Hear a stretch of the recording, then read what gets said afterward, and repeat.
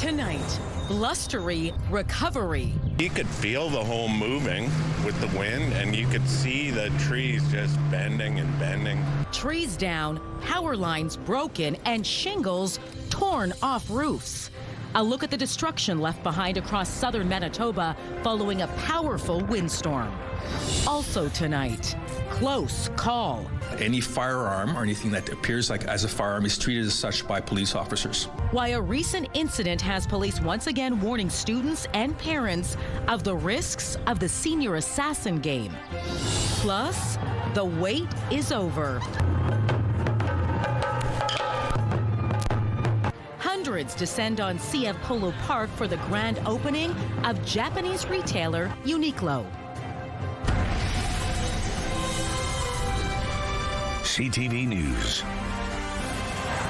Live from downtown Winnipeg with Marilee Caruso.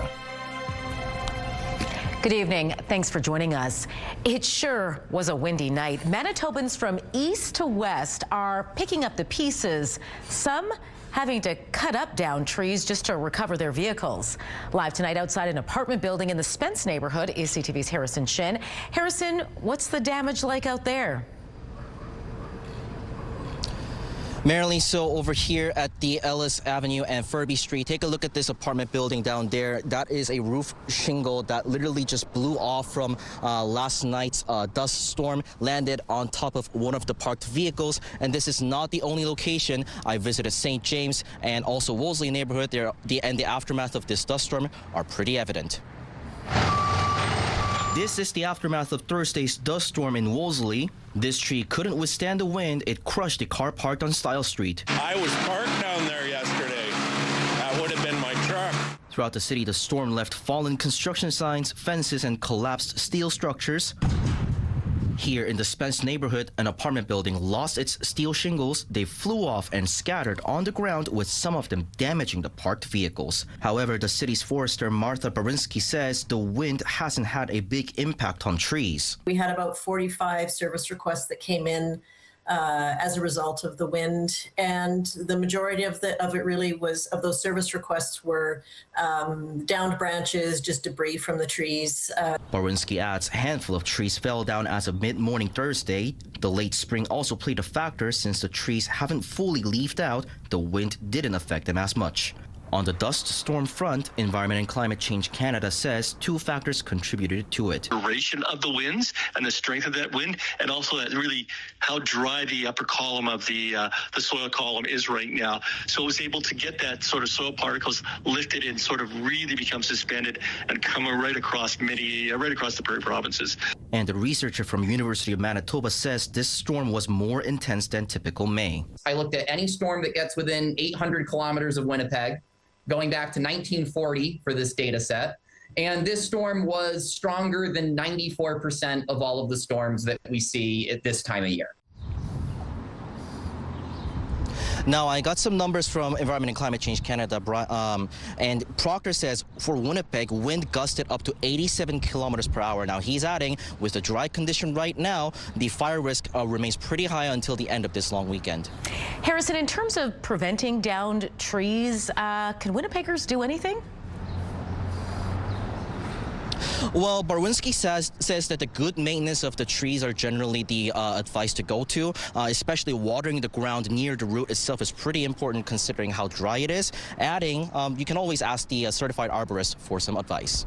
All right, thanks for this, Harrison. And it's not just winds in Winnipeg that wreaked havoc. Out west, fire crews and homeowners are also grappling with the relentless winds. CTV's Joseph Bernacki reports from Carmen, where the local fire department has barely had time to rest from the wind. Deputy Chief Joey McElroy says in nearly 2 decades as a volunteer firefighter in Carmen, these last 2 days have been among the most difficult. The department battled 6 fires in the last 24 hours, many of which were fanned by Mother Nature. The winds have been excessive. We got out of the truck at times and you couldn't even breathe. Debris, soot, everything's just flying in your face, and then the fire's moving fast too. You're trying to get out ahead of it without getting in jeopardy. He says the fire risk grew substantially throughout Thursday evening. A combination of grass fires and downed hydro lines led to 4 fires just outside town, and the winds weren't helping. Trees touching branches is the biggest one.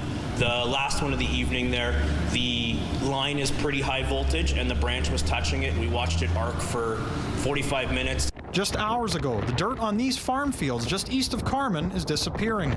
Back in town, staff at the Carman Vet Clinic came into work to find pieces of the roof were not where they should be. I don't really know. I just kind of cleaned up the shingles and started working. So told my boss about it and said we'll have to fix that when the wind dies down, I guess. And the destruction did not stop in Carman. Just off the Trans-Canada Highway in Brandon, the storm flattened its iconic Esso gas station sign. Further north, Darren Sharon, who lives near Russell, lost the roof off his mobile home he was renovating. He said his daughter's room is damaged beyond repair. Because everything went straight up. But her room, everything's gone. It just got sucked right up, and now it just rained on the bed and everything's kind of damaged in there. And so that's kind of a write-off. Back in Carman, McElroy says the storm added to already record calls in May. And should conditions this spring stay the same, calls could get worse. We've had about 16 calls this month so far. I think this one makes 17 this morning in 15 days. That's extremely busy for us. Joseph Bernacki, CTV News, Carman. Tonight, Manitoba Hydro crews still have a lot of work ahead of them to bring the lights back on across the province. This was a significant weather event. Spokesperson Peter Chura says there were 260 outages as of this morning, and while some have been restored throughout the day, the utility may not even know about all of the outages yet. We're told it's just too early to say when power will be restored for everyone. At last check, outages were reported right across southern Manitoba. This is severe winds, so the winds are not only blowing the lines down, they're blowing trees onto lines, they're blowing debris around, roofing material, you name it, can hit the lines and cause fires or cause outages. So we're seeing a lot of different kinds of damage from these severe winds. Chura says if you see a line down, do not go near it, stay at least 10 meters away and call 911. And all that wind kicked up quite a bit of dust. Take a look at these images. This is what our traffic cameras here in Winnipeg captured last night around 7 o'clock. The sky was totally obscured and you couldn't even make out some of the downtown skyline. Wow, remarkable. All right, let's bring in Catherine Dow and get a first look at your Skywatch evening forecast. Almost apocalyptic, those images. What are you tracking for us tonight? I'm almost afraid to ask. You know, the good news, we will still deal with some strong winds overnight, Marilee, but slowly but surely they will start to taper off. However, could still be a good amount of precipitation coming for most of the province. Here's the culprit here. That's kind of the last gasp of this low pressure system that had brought those very strong winds. Likely some mixed precipitation continuing in parts of our province overnight. I'll have details on that in a moment. Meanwhile, we also still have some wind warnings in effect, which we'll have details on. Plus, exactly how Mother Nature is expected to treat us on this May long weekend. Historically, she hasn't been so kind, so we'll see. Currently, it's 16 degrees out there. Those strong winds, speaking of, still pretty gusty out of the northwest at 41 to 59 clicks. Pressure is rising, humidity sitting at 42%. The CTV Live Eye is brought to you by Bathfitter, exclusive home of the PermaFit solution. Firefighters were called to contain a wildland fire in Assiniboine Forest last night. When crews arrived, they found around 7:30, they found a blaze about the size of a football field. Firefighters managed to bring it under control within an hour and no injuries were reported. It's believed to be human caused. The city is reminding you fires are prohibited when wind speeds or gusts exceed 25 kilometers an hour. You should also never throw cigarette butts into vegetation, planter pots, or from your vehicle. A warning tonight from Winnipeg Police to parents and students as a young player in a popular water gun game came face-to-face with officers searching for actual firearm suspects. Police have been telling grade 12 students to stop playing senior assassin, where grads hunt down each other and spray each other with water guns. The problem? Well, those water guns could be mistaken for the real thing. To explain, CTV's Jeff Keel joins us now live. Jeff, what can you tell us about this incident that triggered this latest police advisory? Officers were looking for two 17-year-old suspects in the West End after gunshots were fired in the air. Instead, they came across another youth holding a water gun, playing senior assassin, creating a potentially dangerous situation. Following a close call, Winnipeg police are once again urging graduating high school students to put their water guns away. The WPS advises against engaging in this activity given the potential risk to players. Senior Assassin is a live-action outdoor game growing in popularity, where students eliminate each other with water guns until there is a lone survivor. The WPS and RCMP have both cautioned water guns can be mistaken for real ones by members of the public and police officers. Now, they can back up that concern with a real-life example. It becomes a possibly dangerous situation for not only for the police officers, but obviously for the young adult that was playing the game. On May 12th and 13th, police responded to 4 real shootings in the West End. On this stretch of Toronto Street, gunshots were fired in the air in a rear lane. While looking for the armed suspects, police came upon a youth holding a water gun who was playing Senior Assassin. As I can imagine, they would approach with uncertainty as to whether or not that was a real firearm. Luckily, no one was hurt, but police say officers have to treat anything resembling a gun as the real deal until they know otherwise. Mom, Keisha Boss, says she's encouraged to hear students are playing outside away from their phones or iPads. It's great to see kids still out and about. But she says with the amount of firearms on city streets and cops on the lookout, water balloons might be a better option. A manner that doesn't, bring a little bit of alarm to other people and whatnot, right? Like if you're far enough away, they're not going to notice it's a water gun right away. They're just going to be like, oh no. As for the actual shootings, police say they arrested 2 17-year-old male suspects wearing face masks who were both charged with several gun and drug offenses. Jeff, can police actually stop students from playing this water gun game? No, police are realistic. They know despite their recommendation, the game will likely go on. Many of them have a jackpot at the end. So police have some tips to share when playing. Avoid public areas like restaurants, malls, libraries, and private property. Don't chase people in vehicles, don't wear disguises or masks, and cooperate fully if stopped by the cops. All right, some good tips. Thanks, Jeff. There was a heavy police presence in the St. John's neighborhood this morning. Check out this. This was the scene on McGregor Street near the intersection of Church Avenue. A stretch of McGregor was taped off, and several police cruisers, tactical officers, and the armored rescue vehicle could all be seen in the area. A handful of people were also seen being taken away in handcuffs. CTV News has reached out to Winnipeg Police for more details. We are still waiting for a response. Ontario's top court has dismissed an appeal filed by disgraced fashion mogul Peter Nygard. The decision upholds Nygard's 2023 convictions on sexual assault, for which he was sentenced to 11 years in prison. The 84-year-old will now spend roughly 7 years behind bars after factoring in time served. Nygard's lawyers argued the trial judge made errors in the ruling, including admitting testimony from an expert on trauma. A 3-judge panel ruled the error was harmless and did not mislead the jury or cause a miscarriage of justice. Nygard still faces a trial on sex charges in Quebec and in the U.S. Tens of millions of dollars is going to start flowing to rural communities across Manitoba to improve internet and transit services. More than 2,300 households from 11 communities are expected to benefit from a federal funding boost to 4 high-speed internet projects. It includes Grand Rapids, York Factory First Nation, Garden Hill First Nation, Red Sucker Lake, and Moose Lake. Completion dates range from December to March of 2029. 5 transit projects are also getting a boost from the feds. It includes the purchase of a new bus for Arborg and a van for Dauphin, transit feasibility studies for Fisher River Cree Nation and Pine Creek First Nation, along with an active transportation pathway in Tatasqueyak Cree Nation. Total funding for all of the projects is pegged at more than $63 million. The wait is over tonight. Japanese retailer Uniqlo has officially opened its first Winnipeg location. More than 1,000 people turned out for the grand opening at CF Polo Park today. The store spans 18,000 square feet and features the brand's beloved elevated basics.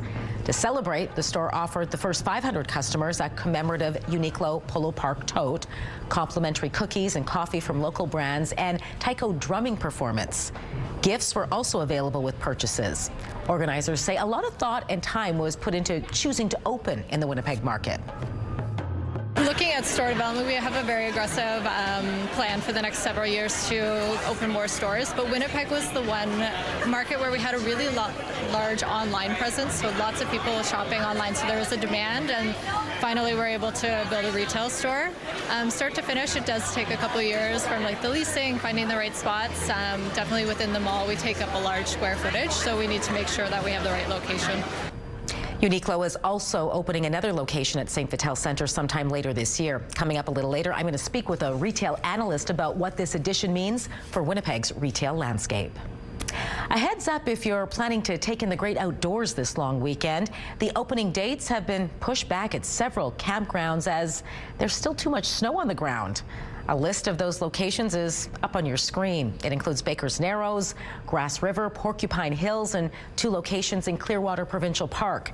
The province says no matter where you go, you should bring your own drinking water as the cold weather has limited water service in many parks. You're also reminded not to leave campfires unattended and not to burn anything in windy conditions. Still to come tonight, the Supreme Court rules in favor of recognizing a new legal means for a victim of intimate partner violence to seek financial damages. There have been few, if any, decisions in my 25-year legal career that has been as consequential. More on the landmark decision and what it means for survivors when we return. Taking a look at the markets tonight, crude oil added $4. The loonie closed the week at 72.72 cents U.S. Gold futures plunged $123. The TSX lost 434 points. The Dow Jones dropped 537 points, while the Nasdaq plummeted 410 points. Ottawa is spending more than $1 billion to upgrade Canada's military aircraft, and millions will flow here to Winnipeg. $460 million will be used to prolong service support for the fleet until 2029. That's where our city comes in. Standard Aero here in Winnipeg is one of 2 companies tasked with doing that support work.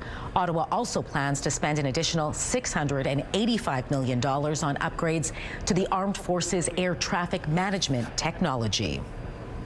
The City of Winnipeg and the RM of Springfield are asking a judge to dismiss a lawsuit alleging they were negligent in their response to a major grass fire on Gun Road last year. On May 12th, 2025, a grass fire surrounded a property used to rent and store vehicles and ultimately engulfed hundreds of vehicles on site. According to a lawsuit, the fire turned the vehicles into little more than melted metal and toxic substances. Damages are alleged to exceed $407,000. The statement of claim alleges the municipality's fire departments made a negligent operational decision by failing to suppress the flames consuming the vehicles. It claims they had additional resources and opportunities to fight the blaze more aggressively. However, in a statement of defense, the municipalities argue they acted reasonably and allege the company was operating a vehicle deconstruction business with little or no regard for fire safety. The RM says given the dangerous chemicals on site, it was too dangerous to mount a direct attack, and it denies it had the resources to extinguish the fire more quickly than it did. None of the claims have been tested in court. A landmark ruling by the Supreme Court of Canada today recognizing intimate partner violence as its own legal basis to sue for civil damages. It all centered on the case of a woman who was abused during her 16-year marriage and paves the way for financial compensation beyond assault, battery, and emotional distress. CTV's Adrian Gobriel on the legal significance and what it means for victims. I found myself in a very bad predicament. At 17, Wendy Butler says she thought she met her Prince Charming, though for nearly 2 decades, she says she was trapped in an abusive relationship. I didn't tell anyone because of shame. It took me a long time to leave. What the mother of 2 says she experienced went beyond physical bruising. The abuse that I endured, it was physical, emotional, and psychological. And I lost myself.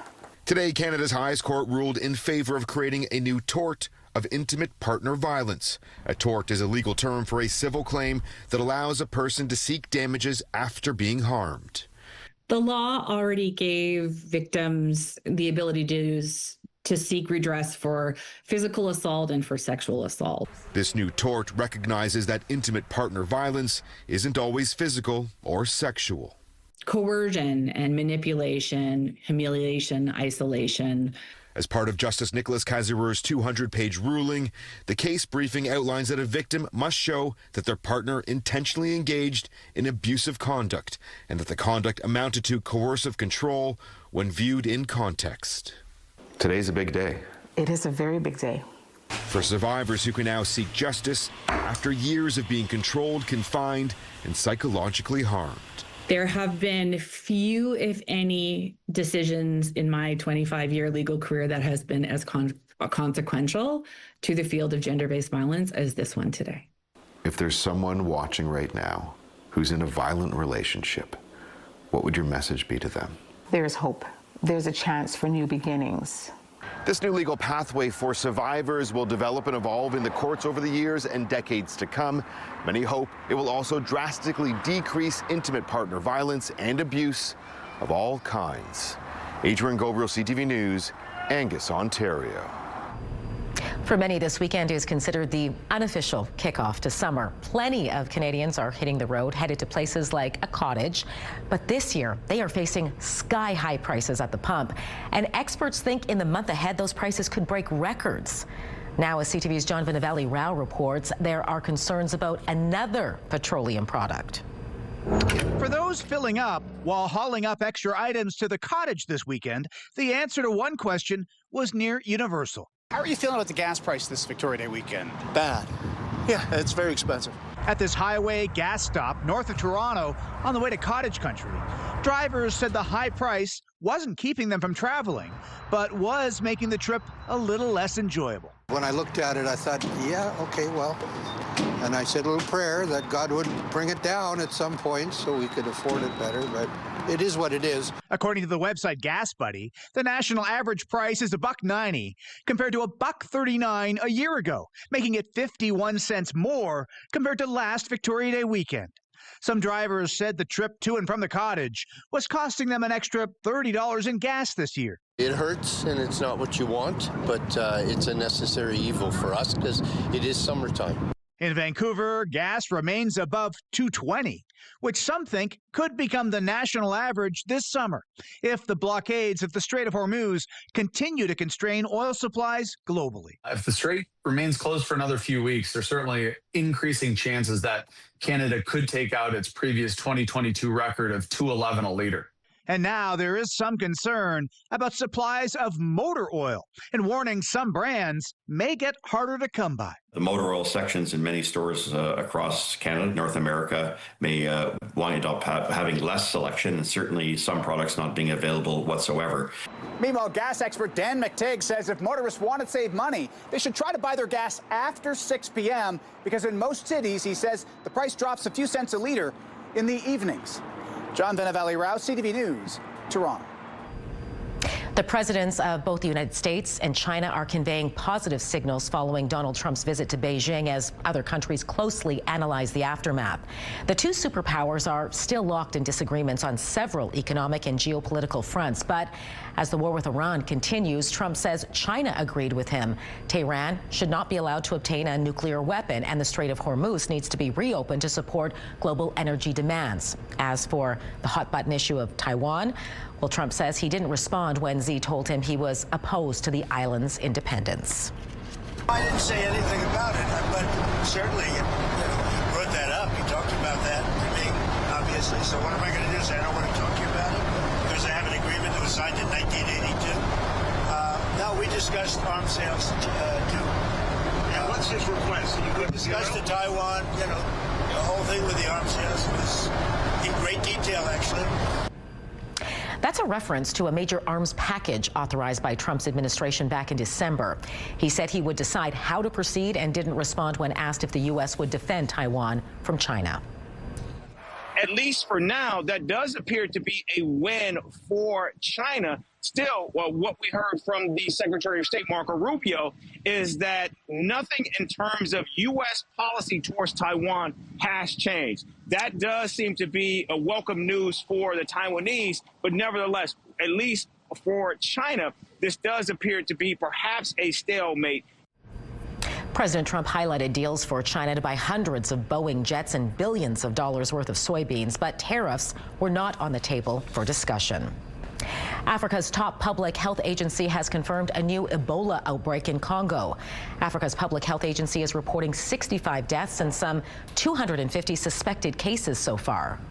The World Health Organization's representative to DRC and other WHO experts are in Ituri and working side by side with DRC health authorities to respond to and contain the outbreak. This marks the 17th Ebola outbreak in the Democratic Republic of Congo since the virus first appeared there in 1976. The last outbreak between 2018 and 2020 killed more than 1,000 people. Ukrainian President Volodymyr Zelensky visited the site of yesterday's Russian strike in Kyiv today, where at least 24 people were killed. The strike hit an apartment, and rescue crews are still searching the rubble for any survivors or bodies. 3 children are among the dead. Dozens of people were injured. A mistrial has been declared in Harvey Weinstein's rape retrial in New York. The former Hollywood producer has been convicted of other sex crimes in other trials and remains behind bars, but today's mistrial leaves the New York rape charge in limbo. A Manhattan jury had been weighing whether Weinstein raped a hairstylist and actor in 2013. To San Jose, California now, where efforts to protect a species at risk led to a standoff on the roof of City Hall. 4 peregrine falcon chicks recently hatched, and local researchers arrived this week to fit them with tags to track their movements and locations. But the birds' parents weren't too happy about what was going on, and as you can see, they spent the entire time dive bombing those researchers to try and make them go away. The researchers came prepared with helmets, thankfully. All these efforts come as avian flu has devastated falcon populations in the Bay Area, making these chicks' arrival an especially welcome one. It wasn't a quick and easy decision by any means. Out with the old, in with the new. Why the Manitoba Museum is saying goodbye to its long-running Parkland exhibit. That's next. Wouldn't be May long weekend in Manitoba without a little bit of rain, and Mother Nature is staying true to form this year. We're looking at rain showers beginning on Sunday with temperatures taking a bit of a slide. 12 degrees, a reminder 20 is more what's typical. We fall off even further on Victoria Day at 8 degrees with that rainfall continuing, and then we add some nice snow into the mix as temperatures cool more. The sunshine returns by midweek. A Manitoba team is headed to the Centennial Cup semifinals. The MJHL champion Niverville Nighthawks beat the Rockland Nationals in preliminary action this week. Their 4-0 record secured them first overall in the preliminary standings and an automatic trip to the semifinals. They'll learn later tonight who they'll face in Saturday's game. This is Niverville's first appearance in the national championship. The Manitoba Museum is bidding farewell to one of its exhibits. It wasn't a quick and easy decision by any means for us. Deconstruction work is underway on the Delta Marsh and Rye Farm diorama in the Parklands Gallery. Planning the exhibit began back in the mid-90s and was completed in 2003. But the museum is now decommissioning the display because the long-term care and maintenance is beyond its capabilities. They're increasingly dealing with common museum pests like mice, scavenging beetles, and clothes moths. Because of the authenticity and accuracy of this diorama, it used real plants, actually from Delta Marsh, in the recreation of Delta Marsh. There's natural fibers on the clothing of the farmers. All of that stuff is very appealing to these critters. The museum is preserving as many of the plant species, animal specimens, and artifacts it can, including the mural. The removed items will be quarantined, treated, and repurposed where possible. Anything that can't be preserved will be disposed of. The museum expects work to be complete in the next couple of weeks.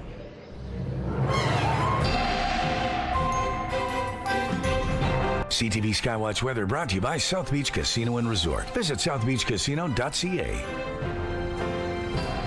Catherine Dow back now with your long weekend forecast. And boy, what a difference last May long weekend to this May long weekend. I know. And you know what? We're going to put some spin on this. Oh, I love it. I would be disappointed if we didn't have some form of rain and cold temperatures for May long in Manitoba. It's what makes us hardy and really appreciate those really warm summer weekends when they arrive.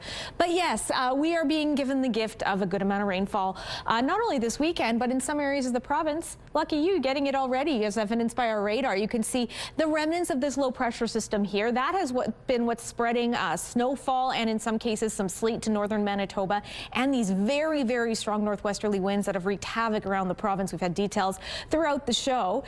My pal isn't working here. Maybe it wants to take a weekend. There we go. Okay, and we still have some, not only some wind warnings, but some dust warnings as well, issued by Environment and Climate Change Canada for the very southerly portions of our province. That's where the winds will take the longest to start to ease. So overnight, they will remain strong till about midnight, and then they start to taper off. That's the good news. However, we still do have freezing rain advisories to the northeast. The last gasp of that system likely spreading and making those conditions very slippery out there on the roads. Look for that to likely be lifted in the next day, but we still have a good amount of wintry, treacherous weather to get through tonight. So you can see this mammoth system, and the blue represents some snowfall mixed in there. So overnight to the north, likely you're going to be getting a good amount of snowfall, about 2 centimeters worth possible in the northwest.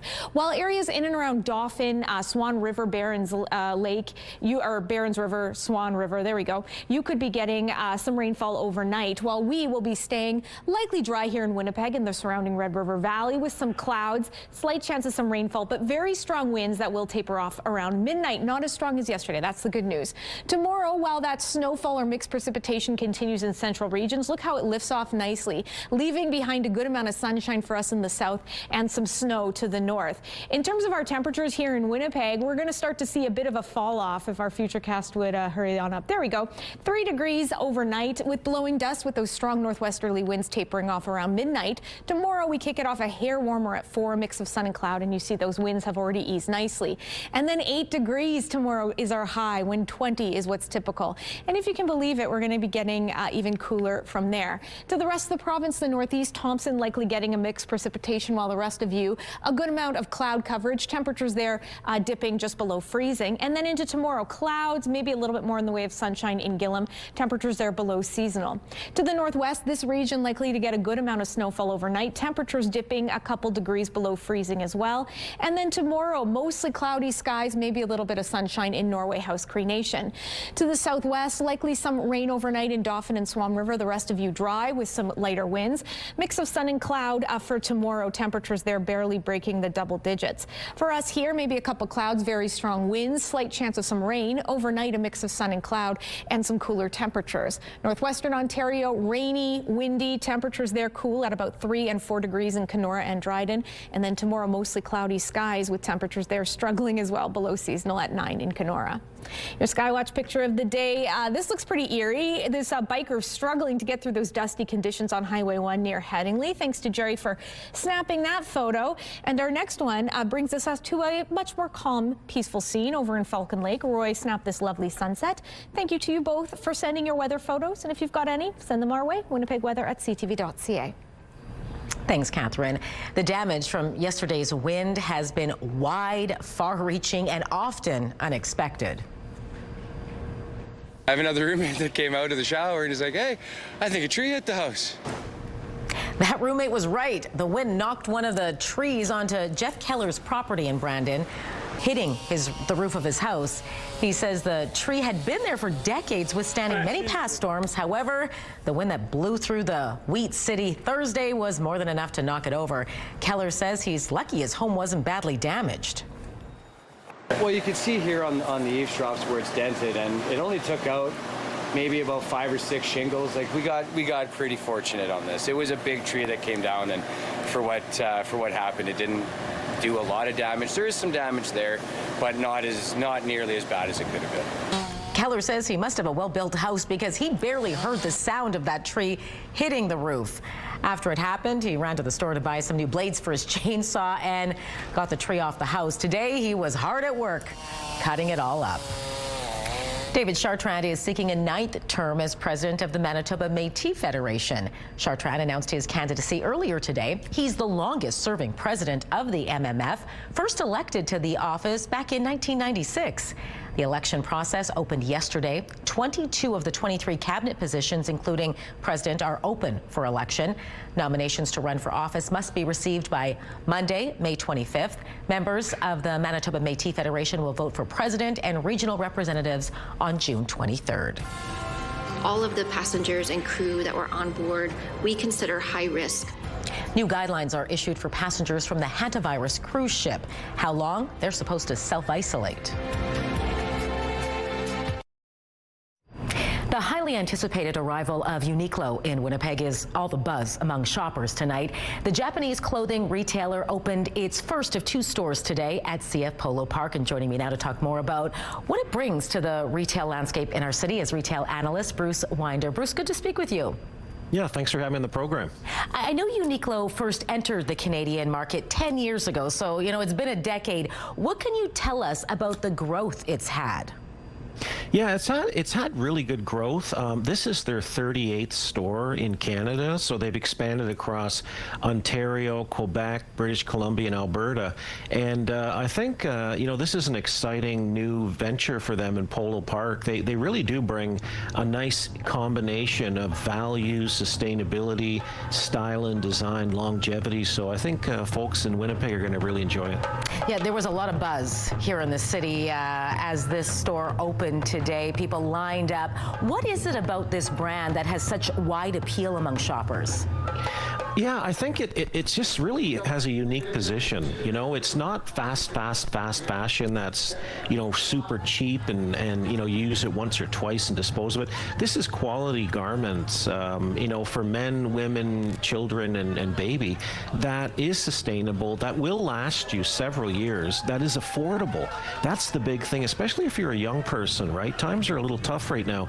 And there's, a lot of young people are looking at affordability, and this really helps them get into some new clothes at a very affordable price.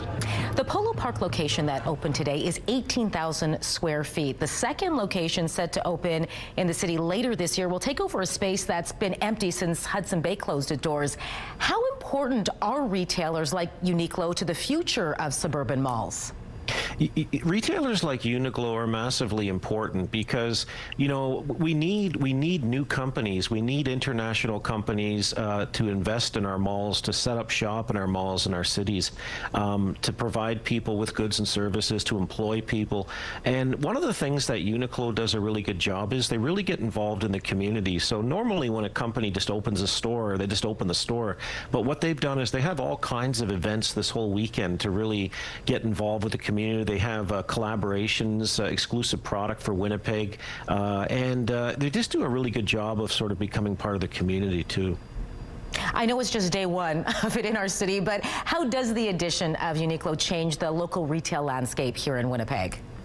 Yeah, I think it really ups it. I think it really gives folks in Winnipeg just a great choice, a great option. It's a global brand, and it really, helps Winnipeg and helps people who live there get access to fantastic merchandise at reasonable prices. Well, our long weekend weather isn't so great, so I bet it's going to be a destination for a lot of shoppers this weekend. Bruce, thanks so much for your insight. It was great speaking with you. Yeah, thanks very much. Take care.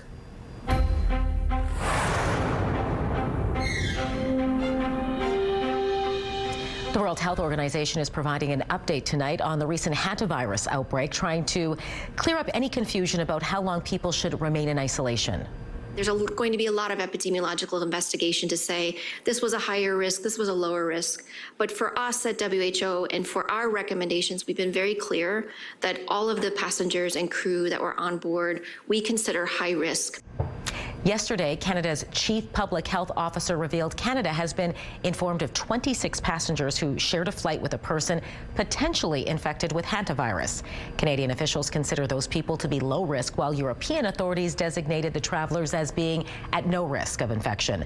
The WHO says its recommendation is for quarantine to be maintained for 42 days from the last point of exposure. Thursday marked World Vaccine Day, and new online polling suggests 1 in 4 Canadians have declined a vaccine recommended by their doctor. Proof Strategies Chair Bruce McClellan says his agency decided to survey people about vaccines in its annual Trust Index after Canada lost its measles elimination status last year. Most of the respondents who reported saying no to a vaccine said it was because they were worried about negative side effects. McClellan says it's important for public health officials to learn the reasons people are vaccine hesitant and to tailor education to them.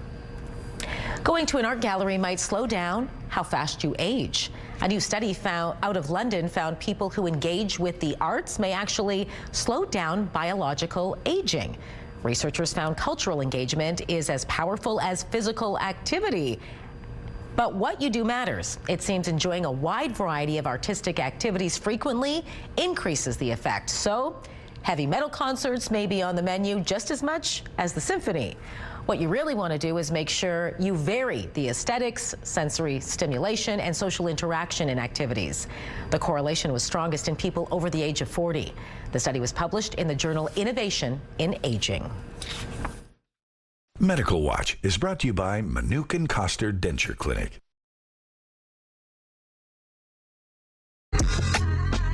Look up. Turbulent flights. Canadian rapper Drake makes a supersized comeback. How many albums he's releasing simultaneously? Spotlight is next.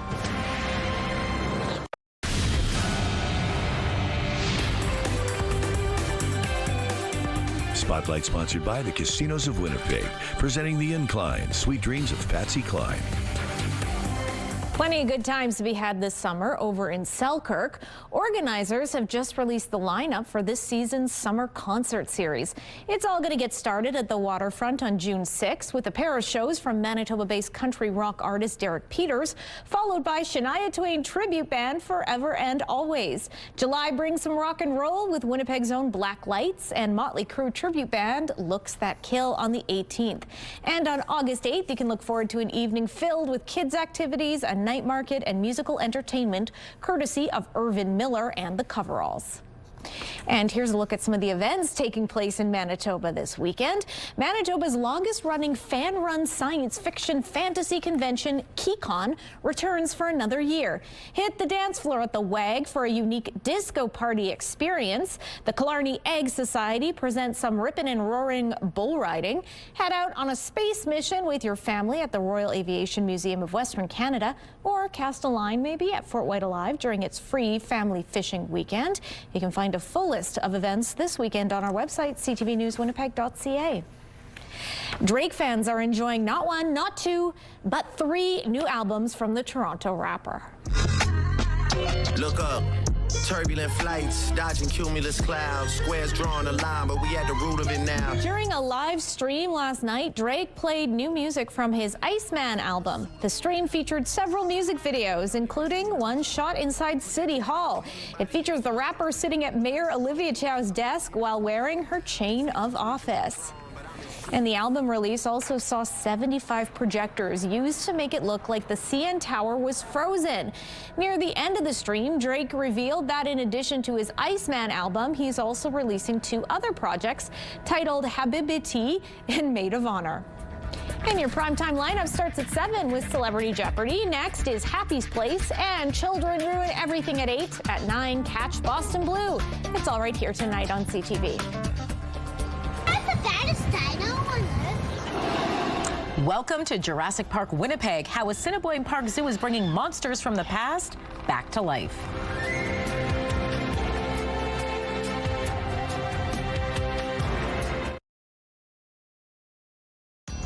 Women's clothing provided by R.W. & Company. Salon services provided S. Antique Spa Salon. Tonight, a dramatic legal shift on intimate partner violence. It was physical, emotional, and psychological.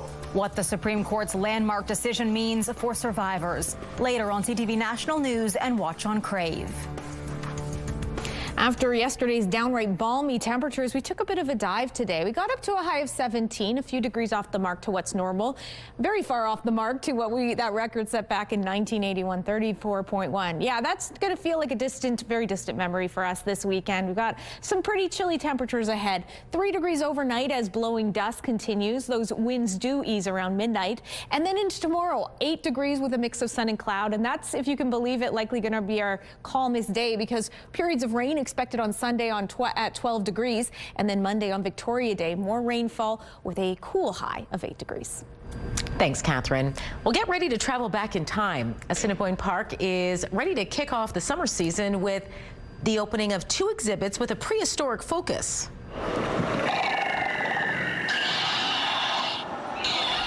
The zoo's popular Dinosaurs Uncovered is back in action. It features 14 life-size animatronic dinosaurs along a forested trail and includes a T-Rex. Next up, The new exhibit, Monsters of the Abyss. It dives into the history and prehistoric and modern-day aquatic predators. Visitors will also have a chance to meet and interact with species like the diamondback terrapin, Kalman lizard, and the Asian water dragon, all while learning about the past. Learn about the ecology of them and why they were so feared. There's actually really cool fossils in there as well, and you go through all the different times in history and kind of learn about where our animals have come from and where they might be going from here.